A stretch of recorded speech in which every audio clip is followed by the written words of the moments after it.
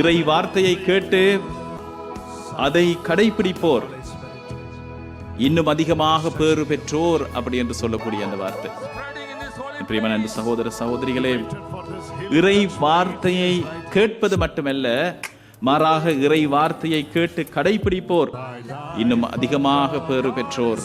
இந்த இறை வார்த்தை என்று சொல்லும் பொழுது எங்களுக்கு தெரியும், யோவான் நற்செய்தியிலே நாங்கள் காண்கின்றோம் 1ஆம் அதிகாரத்திலே இறைவனுடைய அந்த வார்த்தை, ஆதியிலே வார்த்தை இருந்தது, அந்த வார்த்தை கடவுளோடு இருந்தது, அந்த வார்த்தை கடவுளாக இருந்தது. அந்த வார்த்தை என்பது ஆண்டவர் இயேசுவை குறித்து நிற்கின்ற அந்த வார்த்தை. அந்த வார்த்தை காலம் நிறைவேறிய பொழுது தாய் மரியாளுக்குள்ளே வந்து தாய் மரியாள் ஆண்டவர் இயேசுவை கருத்தாங்கினார். உம்மை பெற்றெடுத்து பாலூட்டி வளர்த்த உம்முடைய தாய் பேறு பெற்றவர் என்னும் பொழுது, நண்பான சகோதர சகோதரிகளே, ஆண்டவர் இயேசுவை அவர் தன்னுடைய உள்ளத்திலே தாங்கிக் கொண்டவர்.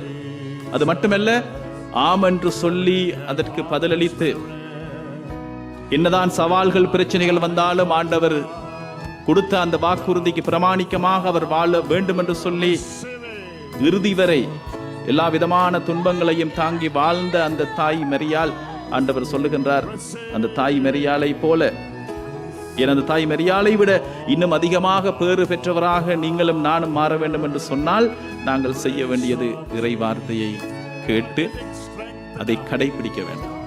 இறை வார்த்தையை கடைபிடிப்பதற்கு முன்னர் இறை வார்த்தையை நாங்கள் கேட்க வேண்டும். இறை வார்த்தையை கேட்பதற்கு முன்னர் அந்த இறை வார்த்தையை நாங்கள் எங்களோடு வைத்துக் கொள்ளணும்.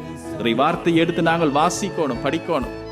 இன்றைக்கு நாங்கள் கிறிஸ்தவ வாழ்க்கையை வாழ்வதற்கு நாங்கள் பல முயற்சிகளை எடுக்கிறோம் என்று சொன்னால் மிக மிக முக்கியமான ஒரு விடயம், ஆண்டவர் இயேசுவை அறிந்து கொள்ள வேண்டும். அப்படி என்று சொன்னால் நாங்கள் இறை வார்த்தையை எடுத்து வாசிக்க வேண்டும். அதனால்தான் புனித ஜெரோம் அவருடைய இந்த வார்த்தை மிக மிக பிரபலியமானது.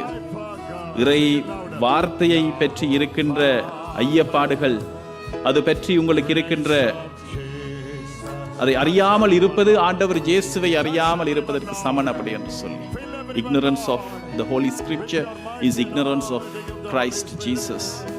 ஆண்டவர் இயேசுவை பற்றி நீங்கள் அறிய வேண்டும் என்று சொன்னால் ஆண்டவருடைய வார்த்தையை நாங்கள் எடுத்து வாசிக்க வேண்டும். பிரியமான சகோதர சகோதரிகளே, ஆண்டவர் இயேசுவோடு நாங்கள் ஒரு பயணம் ஒன்றை ஆரம்பிப்போமா? ஒரு வருடத்துக்கு நீங்கள் ஒரு காரியம் செய்யுங்கள். இன்றையிலிருந்து ஒரு வருடத்துக்கு உங்களுடைய வாழ்க்கையில் உண்மையான மாற்றங்கள் வேண்டும் என்று சொல்லி நீங்கள் விரும்புறீங்க என்று சொன்னால் இந்த வார்த்தையை எடுத்து நீங்கள் செயல்படுத்த தொடங்குங்கள். ஆண்டவர் இயேசுவினுடைய அந்த வார்த்தைகளை நீங்கள் எடுத்து வாசிக்க தொடங்குங்கள். அந்த வார்த்தைகளை உங்களுக்குள்ளே, உங்களுடைய மனதில், உங்களுடைய பாத்திரம் என்கின்ற, உங்களுடைய வாழ்க்கை என்கின்ற அந்த பாத்திரத்துக்குள்ள அந்த வார்த்தைகளால் நிரப்புங்கள். அந்த வார்த்தைகள் காட்டுகின்ற வழியின்படி அதை கடைபிடிக்க தொடங்குங்கள். சகோதர சகோதரிகளே, இன்றிலிருந்து என் ஒரு வருடம் கூட தேவையில்லை, உங்களோட வாழ்க்கை மாறி இருப்பதை நீங்கள் காண்பீர்கள். இவருடைய ஆசீர்வாதங்கள், அளவிட முடியாத ஆசீர்வாதங்களோட வாழ்க்கையில பெருகுவதை நீங்கள் காண்பீர்கள். தன்னுடைய தூதர்களை அனுப்பி அவர் உங்களுக்கு செய்ய வேண்டியதை, ஏற்பாடுகளை அவர் செய்திருப்பதை நீங்கள் முகமுகமாக அனுபவிப்பீர்கள்.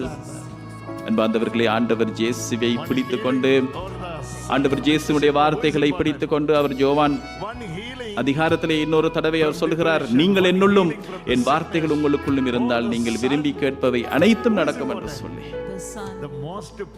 சகோதர சகோதரிகளே, ஆண்டவருடைய வார்த்தையை நாங்கள் இறுக்கமாக படித்துக் கொண்டு அதை வாசித்து தியானித்து அதை எங்களுடைய வாழ்க்கையில கடைபிடிக்கும் பொழுது ஆண்டவர் சொல்வதை போல நாங்கள் பேறு பெற்றவர்களாக, ஆசீர்வாதம் உள்ள மனிதர்களாக, நாங்கள் மட்டும் ஆசீர்வதிக்கப்படுகின்றவர்கள் அல்ல, எங்களூடாக பலரும் ஆசீர்வாதம் பெறுகின்ற மனிதர்களாக நாங்கள் மாறுவோம்.